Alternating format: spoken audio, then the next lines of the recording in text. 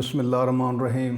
अस्सलाम वालेकुम बच्चों, मेरा नाम मोहम्मद इकबाल है और मैं यूजीआई में इकोनॉमिक्स का टीचर हूँ। उम्मीद है इंशाअल्लाह आप अल्लाह के फ़ज़ल व करम से बाखैरियत होंगे और ऑनलाइन क्लासेस के ज़रिए आप अपनी तालीमी सरगर्मियों को जारी रखे हुए होंगे।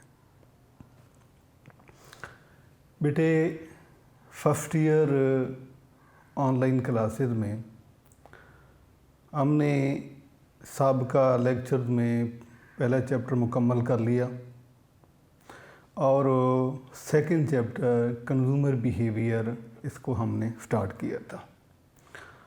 तो पहला लेक्चर जो सेकंड चैप्टर का पहला लेक्चर, उस चैप्टर के बारे में थोड़ा सा आपको तारुफ़ दिया था कि बेसिकली हमारी इकोनॉमिक एक्टिविटीज़ जो हैं वो कैसे मतलब हम उनको फॉलो करते हैं और उनका आपस में रिलेशन क्या बनता है। तो आपको ये समझाया था कि जो चीज़ें 4 फैक्टर्स ऑफ प्रोडक्शन को कंबाइन करके प्रोड्यूस की जाती हैं, फिर वही चीज़ें उसी सोसाइटी के मेंबर्स उसे यूज़ भी करते हैं और किसी भी सोसाइटी की जो इनकम का सबसे बड़ा जो यूज़ होता है वो उसकी डोमेस्टिक नीड्स होती हैं, वो कंज्यूमर्स आइटम को परचेज़ करने में ख़र्च कर देता है।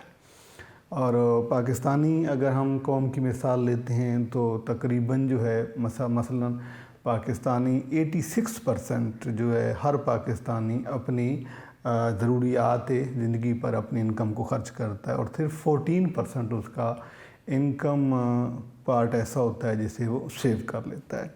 तो बेटे, आज इस चैप्टर में आपको जिस तरह से फर्स्ट चैप्टर पढ़ाने का पैटर्न समझाया था, इंशाल्लाह इसमें भी हम वही बात करेंगे। इकोनॉमिक्स पार्ट 1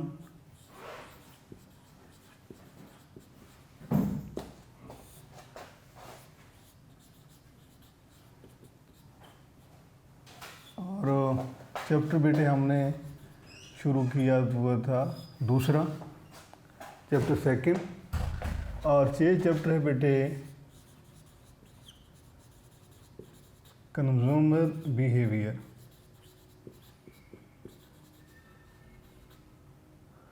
सारिफ का रवैया या रवैया सारिफ। तो इसमें सबसे पहली बात तो ये है कि हम किसी भी चैप्टर को पढ़ने का हमारा पैटर्न क्या होता है। सबसे पहले बेटे हम उस चैप्टर में जो भी थ्योरी क्वेश्चन होते हैं हम उन्हें डिस्कस करते हैं। सेकेंडली एमसीक्यूज़, और उसके बाद उसमें जो शॉर्ट क्वेश्चन आंसर्स होते हैं हम इनको डिस्कस करते हैं। कि पहले आपको हर चैप्टर के पैटर्न का पता होना चाहिए कि हम उसे पढ़ते कैसे हैं। यानी कि पहले हम थ्योरी पढ़ते हैं, उसके बाद एमसीक्यू और शॉर्ट। तो एमसीक्यूज़ और शॉर्ट बेटे आपको उस वक्त आप प्रॉपरली उन्हें सॉल्व कर सकते हैं जब आप थारोली थ्योरी को पढ़ते हैं, क्योंकि एमसीक्यूज़ और शॉर्ट जो हैं ये बुनियादी तौर पर उसी सिलेबस के अंदर से एमसीक्यूज़ बना के, शॉर्ट बना के आपको बना दिए जाते हैं। यूनिक नोट्स में ये मतलब प्रॉपर कोशिश की गई है कि उसमें किसी भी नौइयत का कोई शॉर्ट जो पॉसिबल उस चैप्टर में मौजूद है, शॉर्ट है, एमसीक्यूज़ है, उसको जो है उसको शामिल किया जाए। और अल्हम्दुलिल्लाह अल्लाह के फ़ज़ल व करम से किसी हद तक जो है हम इस कोशिश में कामयाब भी हैं कि कोई भी एमसीक्यू ऐसा नहीं है जो पेपर में जो बुक सिलेबस में बन सकता हो और हमने उसे एमसीक्यूज़ में शामिल ना किया हो। पूरी बुक को, पूरे चैप्टर को, उसकी आउटलाइन को स्टडी करने के बाद फिर ये नोट्स तैयार किए जाते हैं कि जिसमें किसी भी ज़ाविये से कोई उसमें जो है वो कमी नहीं रहनी चाहिए। आपने भी बेटे ऐसे ही पढ़ने का पैटर्न अपनाना है और इसलिए आपके लिए बहुत फ़ायदेमंद होगा। क्योंकि देखें, अगर आप प्रॉपर जो है या थारोली आप बुक को नहीं पढ़ते, चैप्टर को नहीं पढ़ते, तो उसमें शॉर्ट सॉल्व करने में भी आपको मसाइल हो सकते हैं। पहली बात, आपने पढ़ा हुआ नहीं होता। इसी तरीके से MCQs के सलूशन में भी कई मुश्किलात का सामना हो सकता है। उसके बाद ये है कि फिर आपको बात समझ नहीं आ रही होती कि जहाँ कहाँ तक मौजूद है, इसमें हमने क्या पढ़ा था, तो फिर आप उसको जो है वो दूसरा याद करने की कोशिश करते हैं, तो वो बिल्कुल मुनासिब नहीं होता। क्योंकि MCQ तो वो चीज़ नहीं है कि जिन्हें आप याद कर सकें, क्योंकि ये एक सोशल साइंस है। इसमें क्वेश्चन चेंज हो सकता है, इसमें MCQ के ऑप्शन चेंज हो सकते हैं, उसकी वर्डिंग चेंज हो सकती है।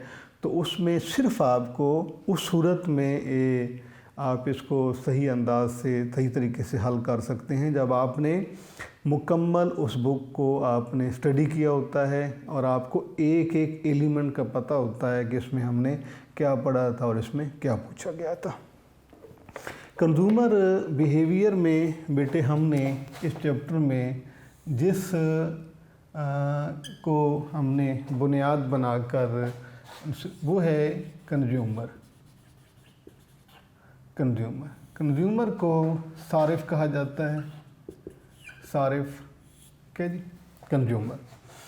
अब सारिफ की डेफिनेशन बेटा ये है कि the person who uses goods and services. The person who uses goods and services is known as consumer. Urdu में हम कहते हैं कि वो शख्स जो अशियाओ खिदमात को इस्तेमाल करता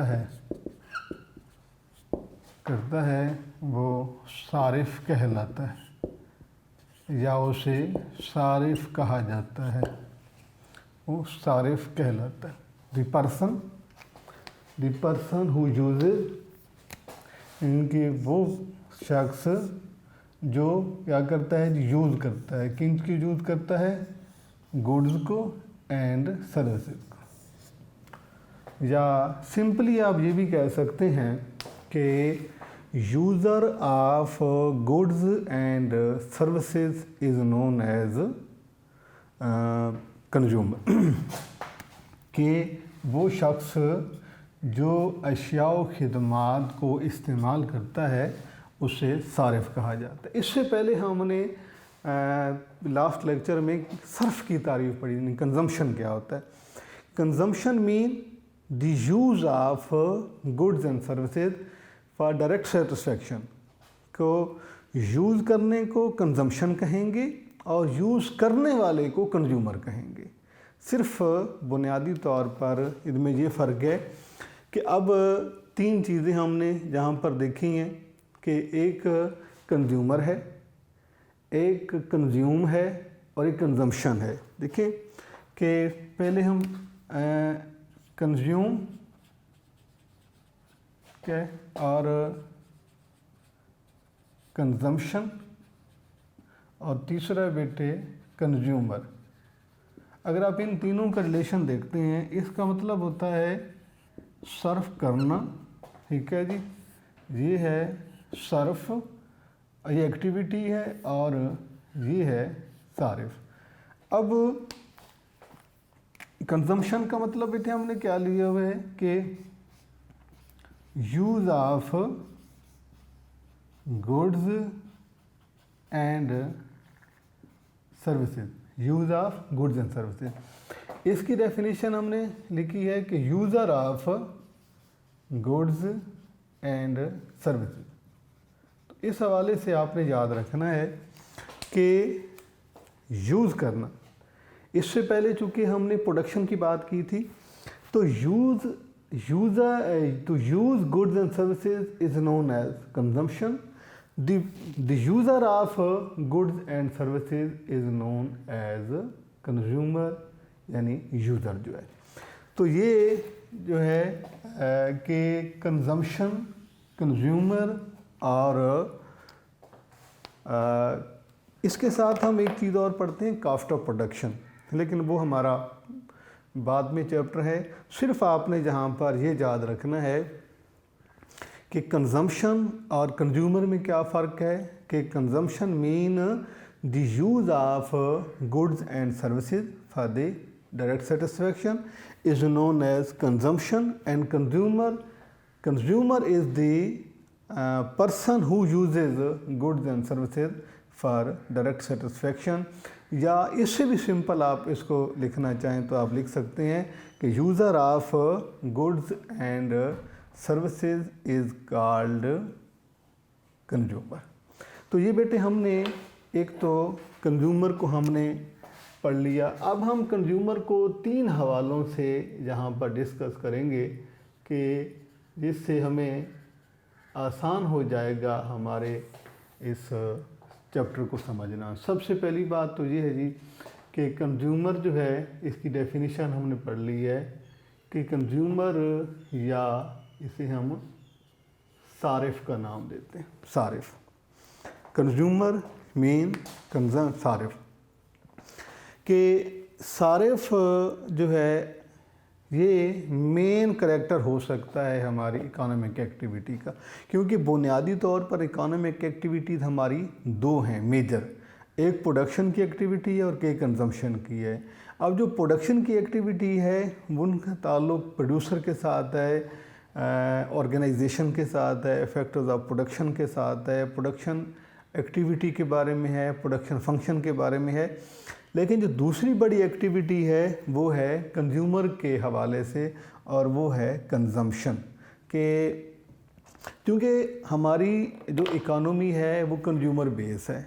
अब कंज्यूमर वो शख्स है जो अशिया व खिदमात को इस्तेमाल करता है, यानी कि goods and services are utilised या used by the consumer.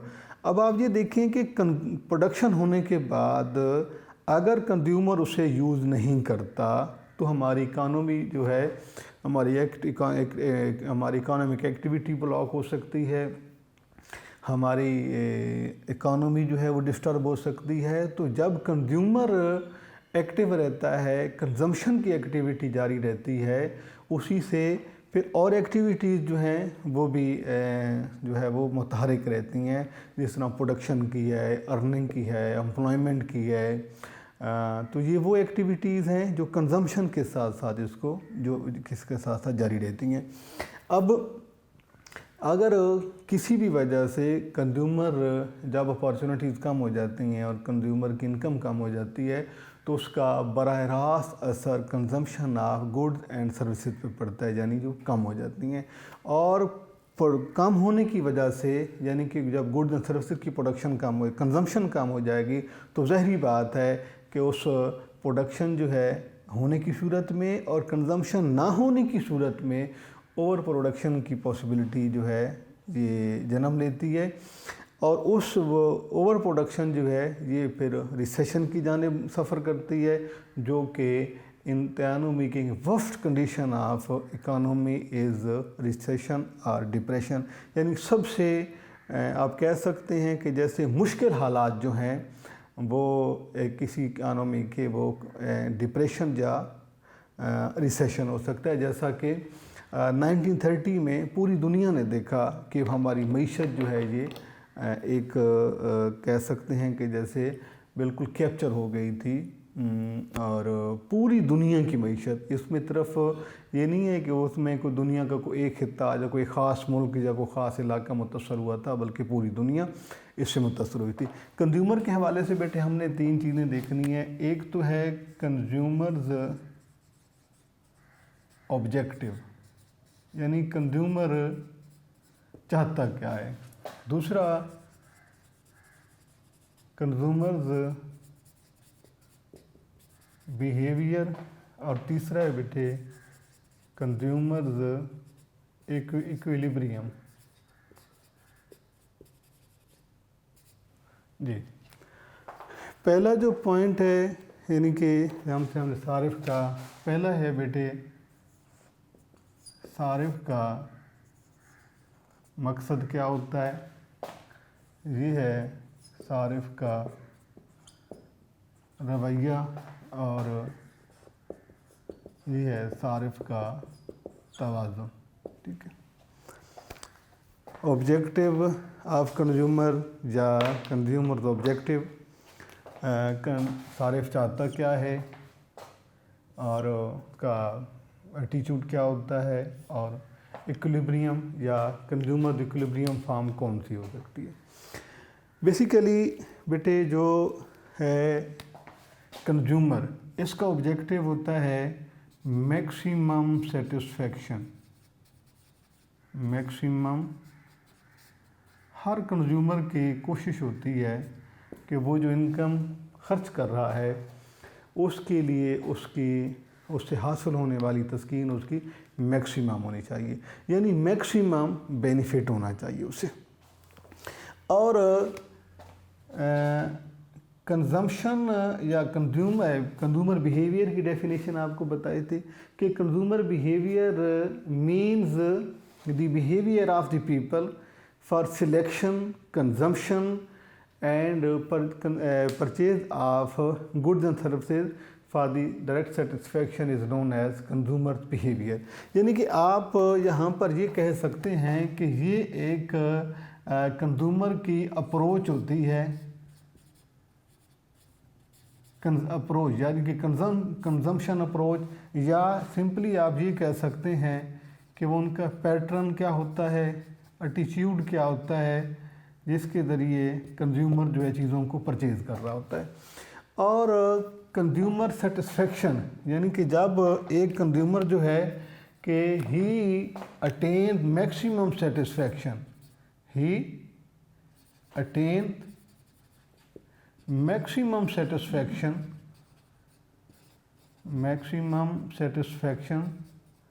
we can say that consumer is in equilibrium form।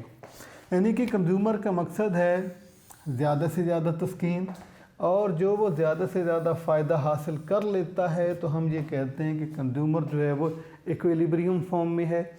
अब यहाँ पर सवाल आ जाता है कि कंज्यूमर कैसे जो है वो अपने इस मकसद में जो है कामयाब हो सकता है, या मैक्सिमम सेटिस्फेक्शन एक कंज्यूमर कैसे हासिल। देखिए बेटे, कंज्यूमर जो है वो क्या चाहता है, मैक्सिमम सेटिस्फेक्शन। जब वो मैक्सिमम सेटिस्फेक्शन अटेन कर लेता है तो उसका मतलब है कि इक्विलिब्रियम फॉर्म, कि वो तवाज़ुन की हालत में है।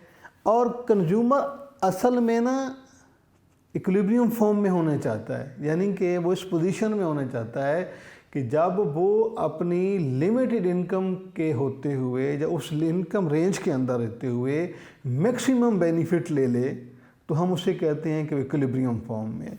अब सवाल ये आता है कि कैसे, ये हमने देखना है कि वो कौन सा पैटर्न अडॉप्ट करे, वो कौन सा फार्मूला इस्तेमाल करे, वो क्या मतलब का एटीट्यूड क्या होना चाहिए, उसकी अप्रोच क्या होनी चाहिए, जिसकी मदद से वो अपने मैक्सिमम सेटिस्फेक्शन अटेन कर लेता है। तो ये बेटे है इसका ये बिहेवियर। अब इस बिहेवियर में हम ये देखते हैं कि कंज्यूमर क्या करता है।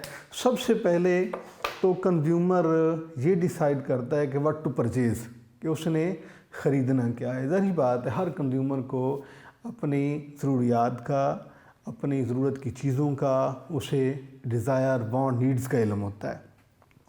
सबसे पहले वो यहाँ पर ये डिसाइड करेगा कि उसकी नीड्स कौन कौन सी हैं, डिज़ायर कौन कौन सी हैं, फिर उनको वो एक लिस्ट फॉर्म में लेके आएगा। उसके बाद जो है कंज्यूमर फिर अपनी इनकम लिमिट को भी देखेगा, कि उसने ये देखना है कि उस इनकम लिमिट के अंदर रहते हुए कंज्यूमर जो है वो मैक्सिमम कंज्यूमर बेनिफिट कैसे ले सकता है। और इसमें जो है फिर उसे जब वो ये देखता है कि उसके पास इनकम कम है तो वो अपनी डिज़ायर को उसके अकॉर्डिंग करने की कोशिश करता है, यानी उन्हें शॉर्ट लिस्ट करता है। तो बेटे अब हमारा जो टॉपिक है वो ये है कि हमने इसमें इस चैप्टर में हमने कंज्यूमर के उस बिहेवियर को स्टडी करना है, उस अप्रोच को देखना है कि जिस की मदद से वो जो है इक्विलिब्रियम फॉर्म में पहुंच सकता है। इसमें बेटे अगर हम कंज्यूमर की सेटिस्फेक्शन की बात करते हैं, अब सेटिस्फेक्शन के लिए इकोनॉमिक्स में लव यूटिलिटी इस्तेमाल होता है कि हर कंज्यूमर जो है उसका अर्निंग सोर्स में इख्तलाफ हो सकता है, उसका कंजम्पशन पैटर्न में इख्तलाफ हो सकता है, लेकिन ऑब्जेक्टिव हर कंज्यूमर का सेम होता है। यानी कि अगर हम माशरे में मुख्तलिफ़ कंज्यूमर को देखें तो हर शख्स जो कि मार्केट में परचेज़ करने के लिए आया हुआ होता है, चीज़ ख़रीदने के लिए होता है, उसके पस मंज़र में, उसके बैकग्राउंड में उसका अर्निंग पैटर्न मालूम नहीं क्या हो सकता है।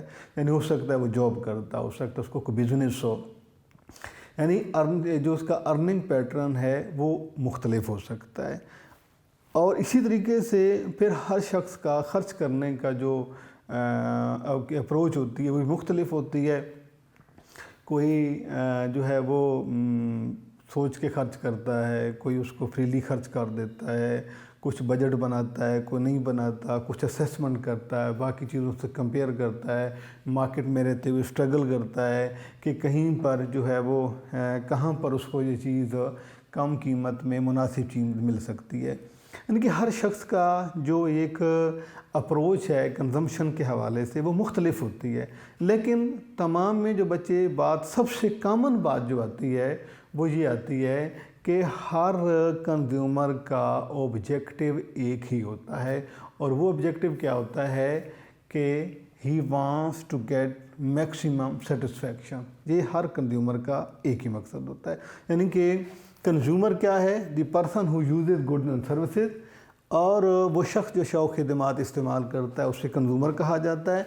कंज्यूमर के हवाले से हमने 3 बातें जहन में रखनी है। एक ये है कि कंज्यूमर चाहता क्या है, वो जब वो चाहता है, जब उसका मकसद पूरा कर लेता है तो वो तवाज़ुन की हालत में होता है। और कैसे करेगा, यानी तवाज़ुन की हालत में ये कंज्यूमर जो चाह रहा है वो कैसे उसको हासिल कर सकता है, उसकी प्लानिंग क्या होनी चाहिए, उसका बिहेवियर क्या होना चाहिए, उसकी अप्रोच क्या होनी चाहिए, उसका पैटर्न क्या होना चाहिए कि जिसको फॉलो करके वो मैक्सिमम सेटिस्फेक्शन अटेन कर लेता है with in his limited income. तो इसके बाद हम इससे आगे बात पढ़ेंगे, लेकिन ये है कि ये आज के हमारे जो सवाल है कि हमने पहले भी एक टॉपिक इसमें पढ़ चुके हैं, आज का भी हमारा टॉपिक कंज्यूमर के हवाले से था। तो इसमें जो पॉसिबल शॉर्ट हैं वो बेटे आपको मैं लिस्ट कर देता हूँ, ताकि आप इसे कोशिश करें कि आप इसे साथ साथ जो है वो शॉर्ट और MCQ जो है आप साथ ही सॉल्व करते जाएं।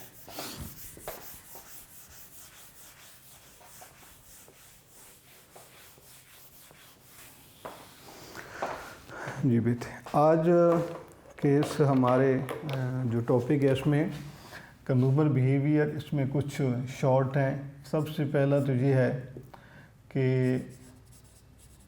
हु इज़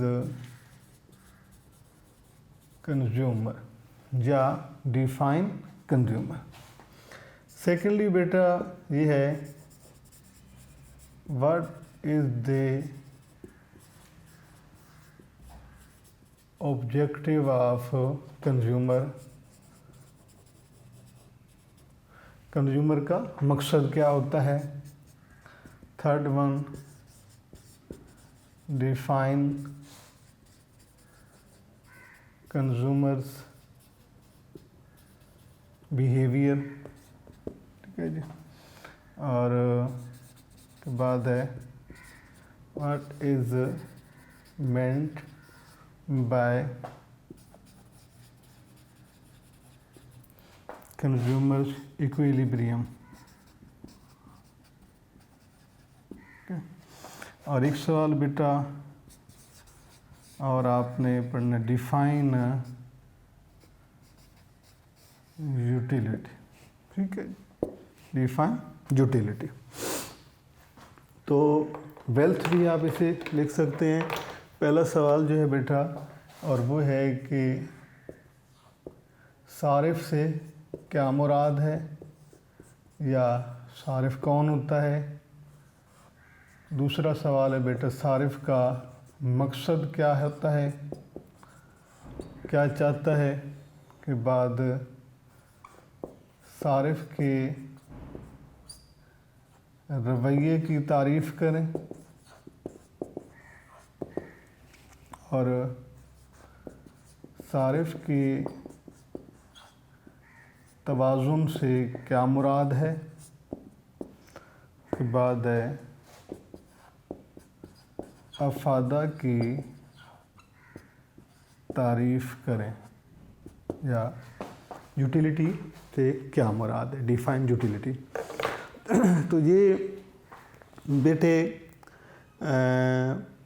पहला जो टॉपिक है जिसमें तारुफ है चैप्टर का, और सिर्फ मैंने आपको यहाँ पर ये समझाया है कि कंजम्पशन और कंज्यूमर में क्या डिफरेंट होता है। तो यहाँ पर एक सवाल और भी है, और वो है बेटा कि व्हाट इज़ कंजम्पशन,